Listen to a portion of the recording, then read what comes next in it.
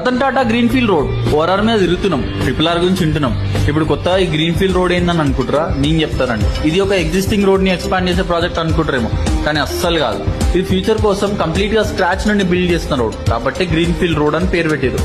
ఈ road Raviryal ORR exit 13 నుంచి start అయ్యి ఫ్యూచర్ సిటీని కనెక్ట్ చేస్తూ ఆమన్గల్ ట్రిపుల్ ఆర్ వరకు ఎక్స్టెండ్ అవుతుంది. అంటే మొత్తం 41.5 కిలోమీటర్స్. మీరు ఇది నార్మల్ రోడ్ అనుకుంటారేమో, ఇది 330 feet road with budget of 4030 crores. ఇవన్నీ మస్తు చెప్తారు తీ అనుకుంటారు కదా. నేను కూడా నిన్న ఫిజికల్ గా చూసేదాకా సేమ్ అనుకున్నా, కానీ ఇక్కడ వర్క్స్ చాలా స్పీడ్ గా నడుస్తున్నాయి. అవుతుందని చెప్పడానికి ఇది ఇంకొక ఎగ్జాంపుల్. ఇంకో 3-4 years లా ఈ ఏరియా డ్రాస్టిక్ గా చేంజ్ అవుతుంది. చిన్నదో పెద్దదో ఒక ప్రాపర్టీ ఇప్పుడే కొనుక్కోండి.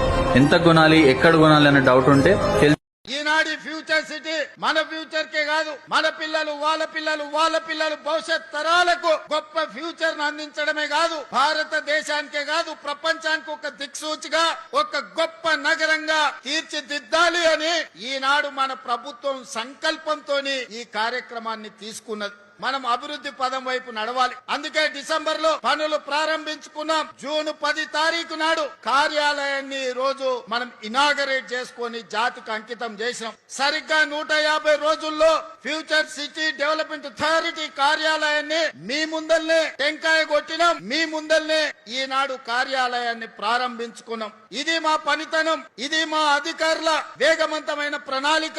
మనస్ఫూర్తిగా అధికారులను ఈనాడు ఈ వేదిక మీద నుంచి నేను అభినందిస్తున్నా. ఈ ఉత్సాహంతో ఈ నగరాన్ని 2034 $1 trillion ఎకానమీకి ఈ భారత్ ఫ్యూచర్ సిటీ వేదిక కావాలి. 2034 వరకు ప్రపంచంలో టోక్యోతో